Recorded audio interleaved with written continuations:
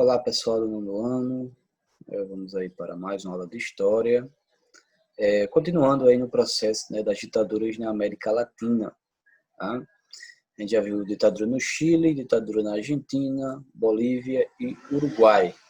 E agora vamos ver Bolívia também, né? Agora vamos ver ditadura no Paraguai. Tá? Lembrando que todos esses processos ditatoriais vai ter aí o apoio dos Estados Unidos, principalmente aí no que tange a CIA, né, que era a Central de Inteligência Norte-Americana. Tá?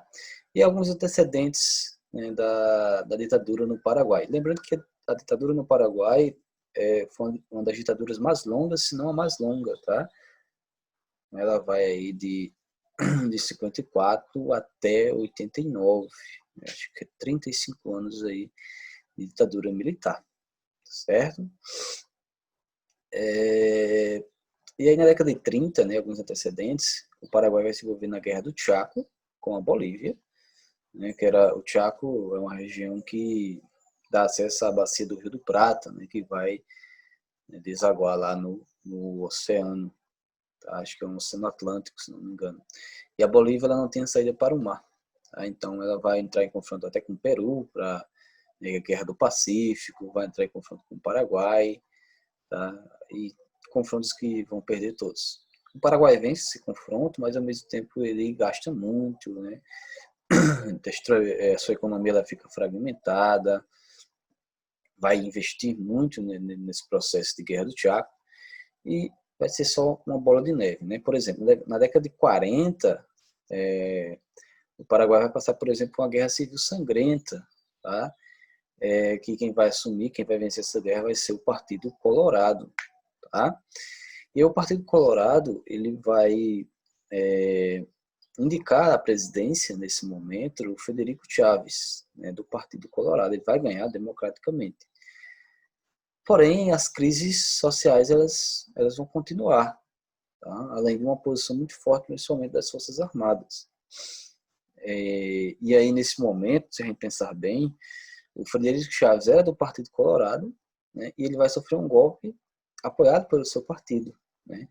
Isso é interessante, porque aí, no caso, o Partido Colorado ele tinha várias dissidências, né? Tinha uma ala mais conservadora, tinha uma ala mais liberal, uma ala mais progressista, né? E essa ala mais conservadora, né, ela vai apoiar o golpe, né, que vai ser, além do Partido Colorado, as Forças Armadas, né, que estavam ali pressionando o governo do Frederico Chaves, que vai ser deposto, ele vai sofrer um golpe de Estado. E aí, em 54, né, vai passar por um processo de governo, né, transitório ali, negócio de alguns meses, e aí, em 54, o general Alfredo Stroessner é eleito presidente, né? Não é democraticamente, mas pelo voto, né? Vai ter eleições e o Alfredo Stroessner vai ser eleito presidente. Aí você pode perguntar, né, como é que ele venceu as eleições? Eu não sei se essa primeira foi candidato único, mas todas as outras vão ser candidato único. Para vocês terem uma ideia, esse Partido Colorado ele é muito forte até hoje no Paraguai. Inclusive, todos os candidatos que ele apoiou, né, até o início dos anos 2000, ganharam as eleições. Tá? Só depois de 2006, 2008, que um outro candidato, não sendo apoiado pelo Partido Colorado, venceu. Então, o general Alfredo Stroessner vai ser apoiado pelo Partido Colorado, pelas Forças Armadas, pela classe mais conservadora, né, e vai vencer as eleições, e ele vai ficar todo o período ditatorial no poder, de 54 até 89. Vai ser um mandato, aliás, não um mandato, né, porque foram para ele aí, foi 7 ou 8 mandatos. Né? Ele vai ficar até 89, né, governando de forma autoritária, né, perversa.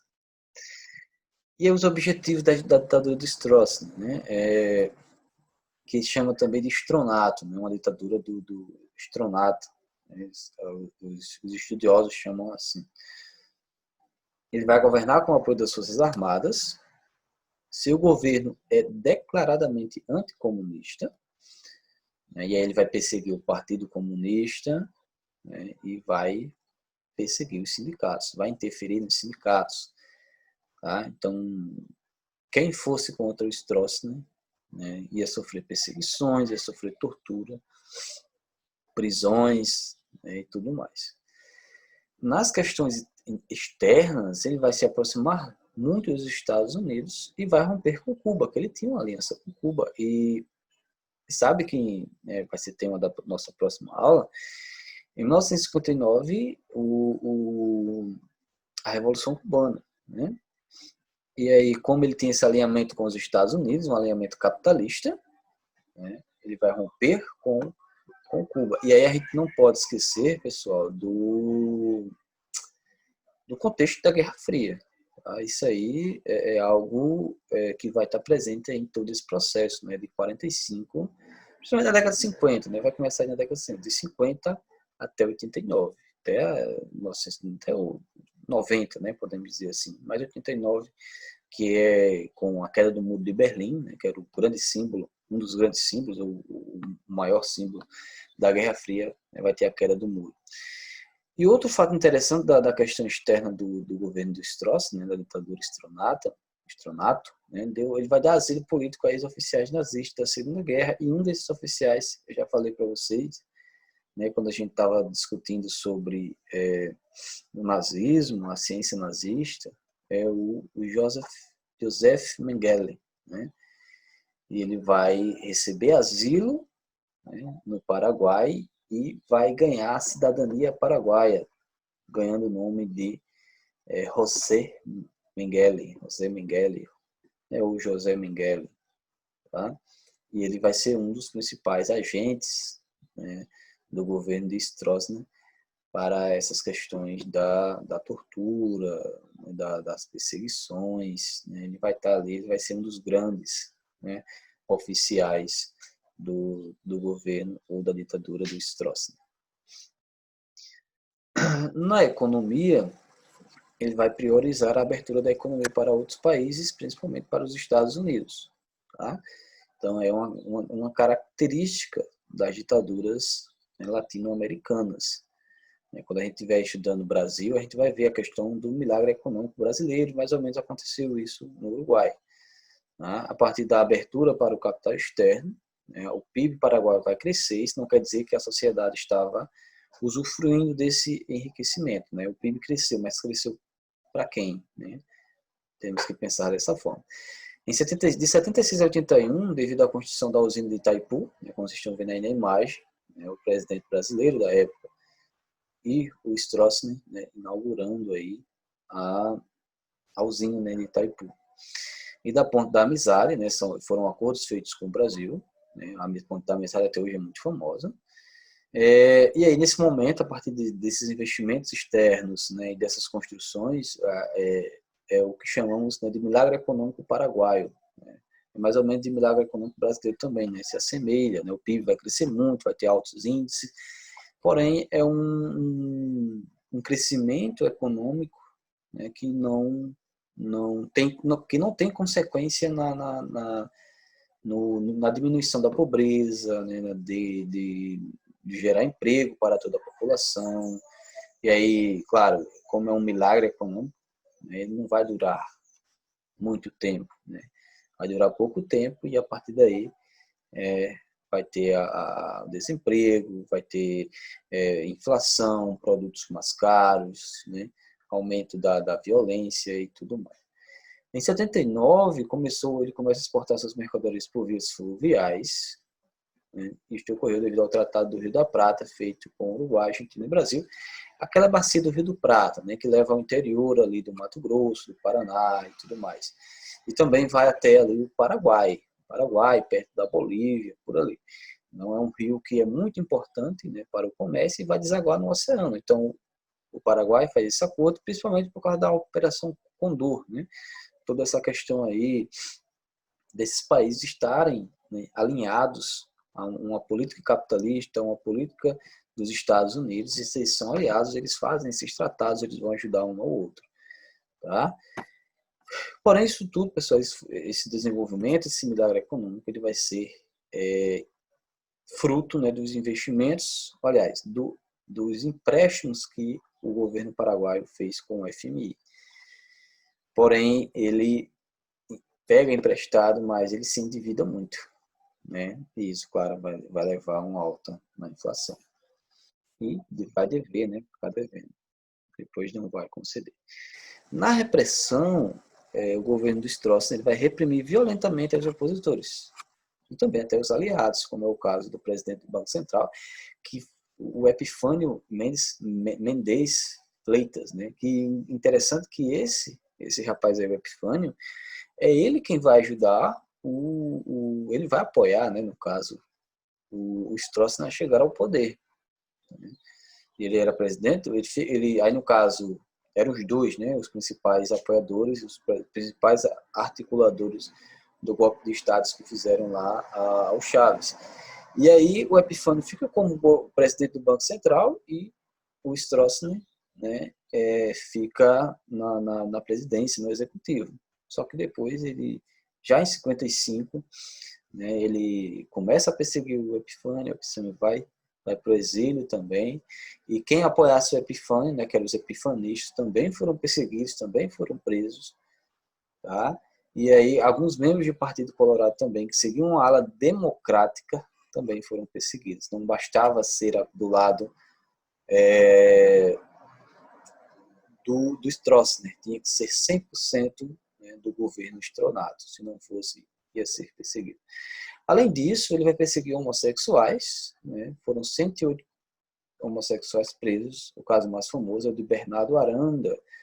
Ele era locutor e bailarino, né? E teve aí o seu edifício incendiado. Só que o Bernardo, ele vai morrer, né? E aí é um caso muito famoso, né? Ele vai perseguir muito os homossexuais. E a oposição, né? Quem era que fazia oposição? Igual como aconteceu aqui no Brasil, vai ter aí partidos, sindicatos, grupos de guerrilha, né? Que vão aí se opor aí ao governo do Stroessner. E aí vamos ter o Partido Comunista Paraguaio, a FUNA, Frente Unida de Libertação Nacional, o M14, né, o Movimento 14 de Maio. Então, todos esses movimentos aí, né, de uma certa forma, eram apoiados por Cuba, principalmente aqueles que faziam o movimento de guerrilha. Né? Eles iam para Cuba, passaram por um processo de formação, justamente porque Cuba tem passado... a guerrilha em Cuba acabou com a ditadura do... não lembro do rapaz lá, né, do rapaz que era... tinha um governo muito centralizado, e que era apoiado também pelos Estados Unidos, enfim.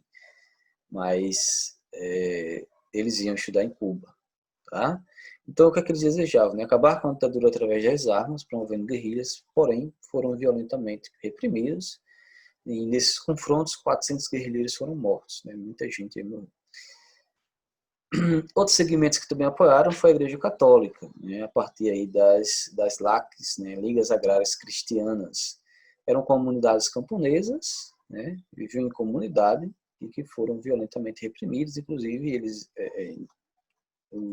a guarda, né? Os militares do Stroessner, invadiram, né, a sede dessas ligas e acabaram com tudo, prenderam as pessoas que estavam compondo, né, as ligas, e eles acabaram. Né? Toda a oposição a essa ditadura ela foi violentamente reprimida, certo? Além disso, né, um fato bastante aí, desumano do Stroessner que ele, a partir da sua guarda pessoal, ele tinha um aparato ali para sequestrar, encarcerar, estuprar e matar mulheres, né, que eram na realidade crianças entre 10 e 15 anos. Então ele abusava sexualmente dessas crianças, né, ele sequestrava, retirava de suas famílias e, né, tinha todo um aparato, e a sua guarda pessoal era que dava toda essa base para ele, além de protegê-lo, claro, né, ele fazia essas práticas, né, horrorosas. Claro, ele fazia prisões arbitrárias, torturas, assassinatos, tinha ligações com o tráfico de drogas também, mas essa parte aí ela é bem sanguinária mesmo.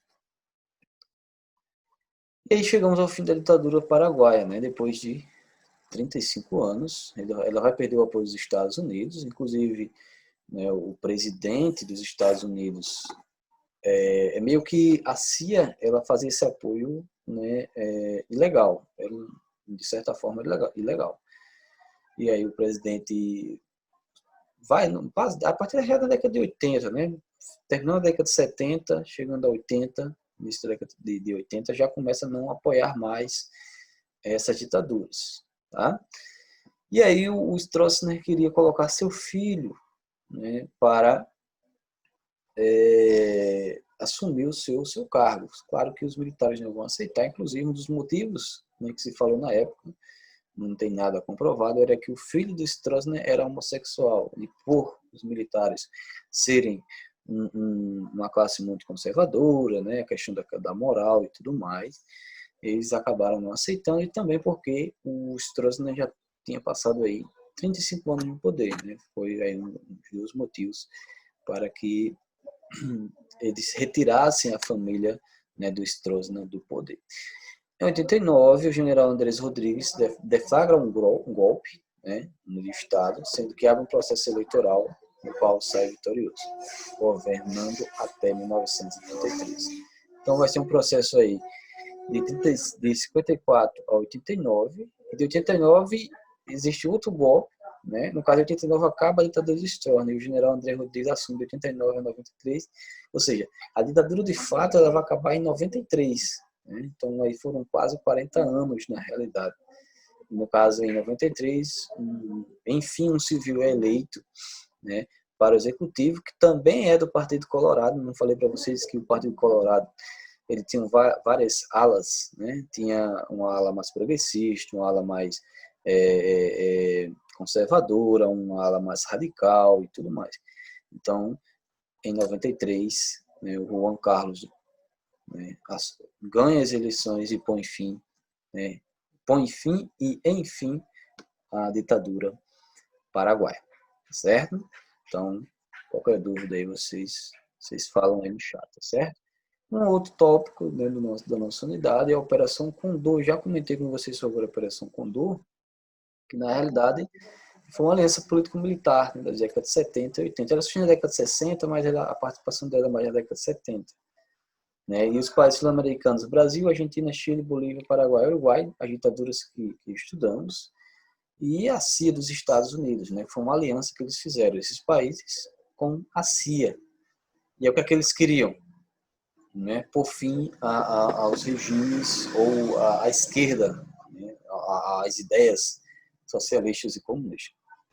O nome da operação vem da ave andina condor, né? No caso é um abutre, né, na realidade, que se alimenta de restos mortais.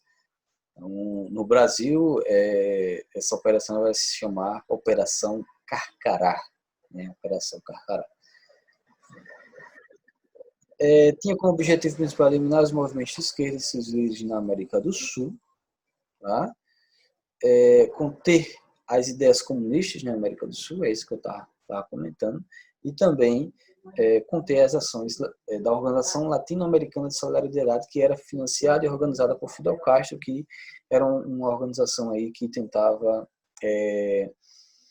uma organização anti-imperialista, né, contra estados como os Estados Unidos ou outras nações que queriam influenciar os países latino-americanos, certo? Algumas ações, né, da Operação Condor: perseguições a líderes de esquerda, né, perseguição aos Tupamaros no Uruguai e a ALN no Brasil, né, Ação Libertadora Nacional. Vocês vão ver, né, quando formos estudar a ditadura no Brasil. E algumas mortes, por exemplo, são possíveis mortes que foram lideradas pela Operação Condor. Né? Não quer dizer que, né, não tem nada comprovado, mas se tem um estudo muito forte em relação a isso. Por exemplo, a morte de João Goulart, né, em 1936, por envenenamento. Né? Se discute muito, muito mesmo. Acho que o João Goulart estava na Argentina, tá? a morte do Juscelino Kubitschek no Uruguai em um acidente de carro, né? Já passou por muitas investigações. E também a morte do Carlos Lacerda, também por ataque cardíaco, no caso João Goulart e Carlos Lacerda, ataque cardíaco, que há uma suspeita de envenenamento que tenha causado esse ataque cardíaco nos dois. Então, foi mais ou menos na mesma época que eles morreram. Inclusive, no fim da década de 60, eles vão formar a Frente Ampla, né? Esses três políticos, Frente Ampla, ou seja, se opondo à ditadura militar no Brasil. Então, eles eram opositores da ditadura no Brasil e logo depois, lá na década de 70, eles são mortos, não sei, eles morreram, né? Mas não tem nada comprovado. Enfim, são possíveis, tá? Possíveis mortes. A Operação Condor não era algo explícito, isso só veio a público em 1978, no caso dos uruguaios, né? O casal dos uruguaios que estava no Brasil, lá no Rio Grande do Sul, e a ditadura do Uruguai, né? O governo uruguaio, juntamente com o governo do Brasil, né? Prendem esses uruguaios no Brasil, ou seja, o governo brasileiro dá o aval, né, para, claro, ilegalmente, não teve nada explícito, não teve nada assinado, para que o governo uruguaio vá prender esse casal, né, que se opunha à ditadura no Uruguai. E aí, dois repórteres brasileiros descobrem, e quando eles vão avisar os uruguaios, o casal já tinha sido preso, né, só tava lá os militares brasileiros, né? E aí eles foram presos, claro, isso se tornou público depois, e até um jogador, né, que jogou no Internacional, jogou no Atlético Paranaense, também estava fazendo parte dessas prisões, que inclusive foi reconhecido também como torturador, né, do processo ditatorial brasileiro. A Operação Condor perde força na década de 80, com o enfraquecimento das ditaduras na América do Sul. Né? Na década de 80, o Brasil já estava no processo de redemocratização, até do Paraguai estava acabando em 89, né? Mas a Argentina já estava acabando também, e outras ditaduras. Com o enfraquecimento também da Guerra Fria, né? Simbolicamente, com a queda do Muro de Berlim, claro que a União Soviética vai acabar em 91, ela vai, que é de fato, né? Mas simbolicamente, alguns estudiosos colocam como 89, com a queda do Muro de Berlim. Então, as ditaduras ali estavam se fragmentando, a Operação Condor também. Né? Claro que também, nesse momento, o governo norte-americano vai descobrir, né, a participação da CIA, né, descobrir, né? E essa operação ela vai acabar, certo? Eu espero que vocês tenham entendido, espero aí que vocês tenham gostado. Qualquer dúvida, nota aí no caderno, né, ou pergunta no chat aqui, eu guardo para a próxima aula, certo? Então, até a próxima aula, tá? Tenha uma ótima tarde e até mais.